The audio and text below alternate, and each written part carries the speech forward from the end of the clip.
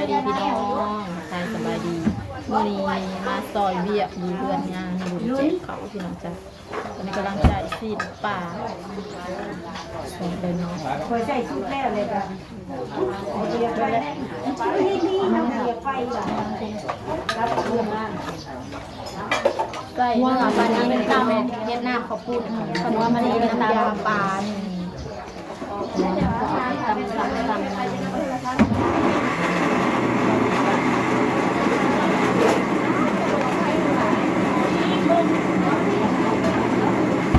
ำนัวได้หอมพร้อมแล้ว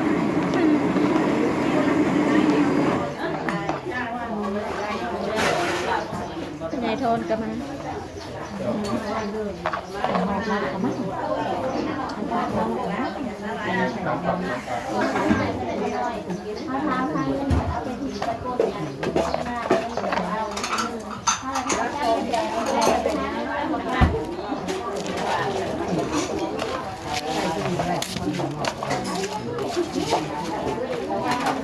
ไม่เข้าจะพา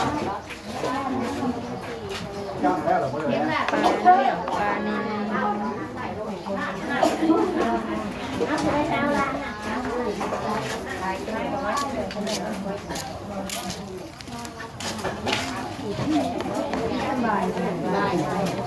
ยังไม่กินขาวเขาใหญ่เลยค่ะ หอมขาเสียเนาะนั่งไปขึ้นไปนั่งดินในบ่อนแม่น้ำใสๆหันเด้มีสะพานเห็นเลยกินทอดน้ำคลองเอ้ยเพิ่นว่าเป็นตาเย็นค่ะเย็นคือน้ำในตู้เย็นนี่เพิ่นว่ายิ่งเอื่อยโทรมาแต่เกาหลีพี่น้องก็โทรมาดินน้ำเจ้า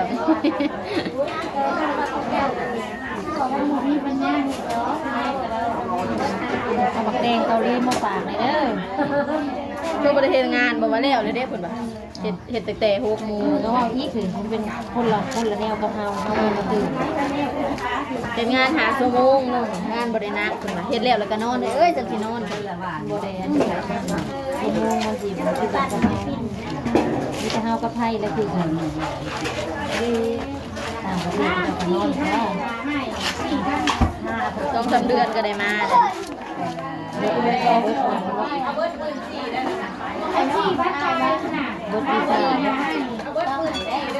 จังว่าเบิด ต่ออยู่ ก็อยู่พุเขาแก่พาไปต่อ ต่อการเฮ็ดมาจะได้แต่นี่บางคนจะได้8 เดือนบางคนจะได้5 เดือน6 เดือน ต้องมาเลยไปใหม่แม่นบ่ ไม่เผื่อได้ไปน้อยดีแต่แบบนี้ มือกระบุมีเงินใส่เพิ่นว่าโอ้ยก็มีคือเก่านั่นแหละมือก็เพิ่นสิไปเพิ่นสิไปมาบอกกรุงเทพกรุงเทพบ่ได้เงินดอกเฮ้ย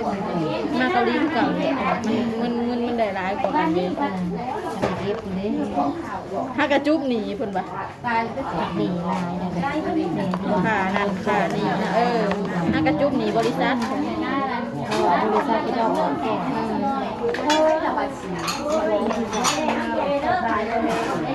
ี้ก็พวกไปยังไงบริษัทเขาเป็นคนเยอะมีเงินเป็นแต่ว่าเราหาเงินใส่เก็บเงินกันในมือนั่นเลย ตั้งเดินใช้อีกเถิงนี่นะ ลงใหญ่ ทางมันนี่นะ สบายก็สิแพ้ก็เจ้าผู้เขาเจ้าอยู่ทางนั้นเนื้อปลาล้วนๆแผนกใจปลาทางนั้นเขาเจ้าซอยเนื้อหมูทางนี้เฮ็ดเครื่องเฮ็ดน้ำข้าวปุ้น ปั่นกระเทียมปั่นข่าปั่นเครื่องเซฟน้ำข้าวปุ้นนี่พี่น้อง ให้เป็นคนตัดปลามาได้ละ มันในพรมเบิดกล้วย เฮ็ดได้บานี้เนื้อปลานี่ พรมเบิดกล้วยนะแต่สะออน เอาตำเนื้อมันแล้วก็ตำมันกลางมันบ่ ซอยกันคนละไม้ละมือพี่น้องเป็นการเป็นงานบ้านเฮา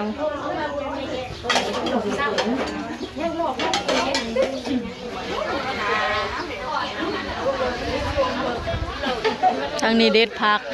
ทางนั้นสวยเขา หอม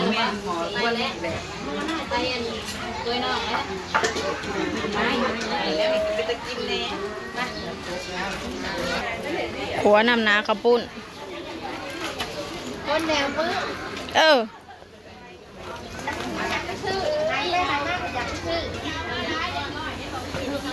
ปาดพี่น้องหอมหอม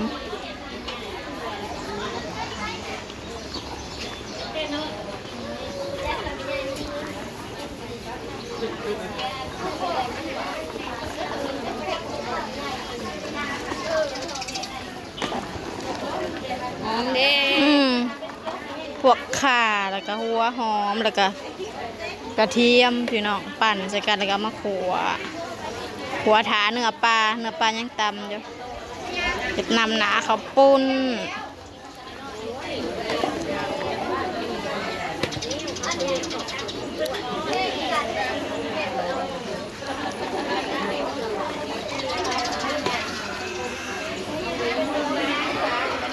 หมอบักใหญ่หมอน้ำข้าวปุ้น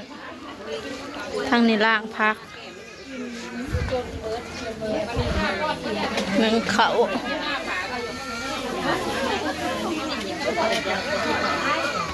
ทางนี้ซอยเนี่ยข้าวปุ้นกับผักต้มจืด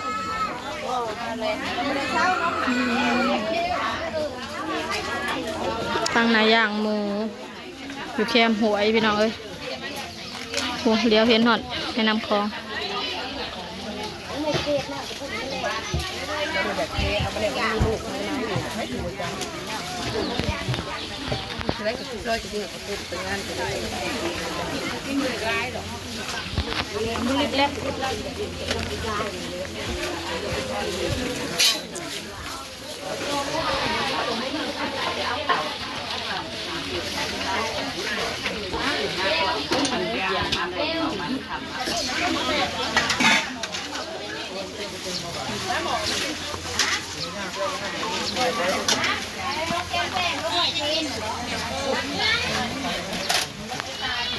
หลายแผนก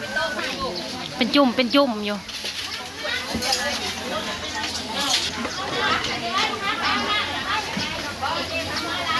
คือจุ่มเห็ดปวกเลยบ่น้องดาวกำลังซอยอันเหยื่อกระปุ่นพี่น้องเลย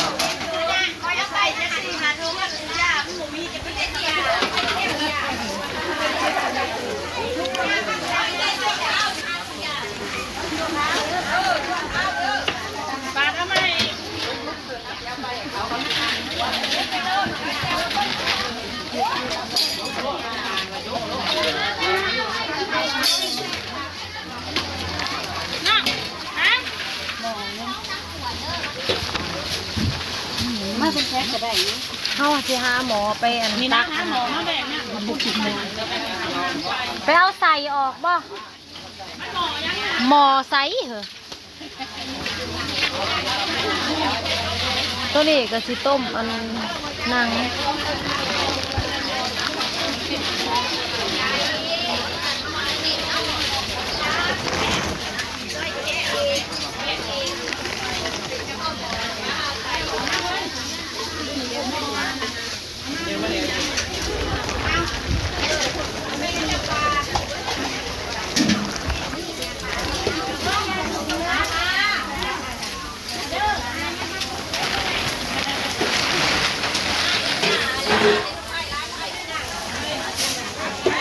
ถ่ายเอา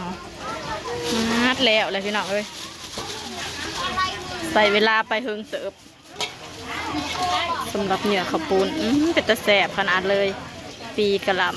ำผักหอมเสริมตะแสบลูกจะกินได้แต่กินไหมเหมือนเอา ไปแล้วบ้านนี้เพค่ากระดาษเพค่าชื่อน้ำกระโดดเพค่ากับปลาบ้านเพค่าขายดีคือยังนี่ขายยังกระดาษ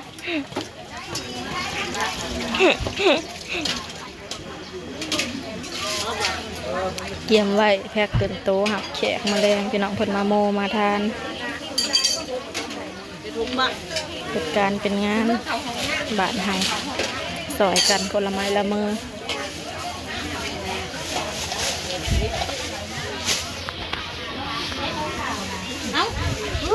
ทั้งนี้ห่อนเป็นห่อนมันขาวบ่มันอันนั้นถือบดโฉบบ่จงได้ถือบดโฉบเก่าเราเห็นมันเห็นท่านเราว่ามันถือละอัน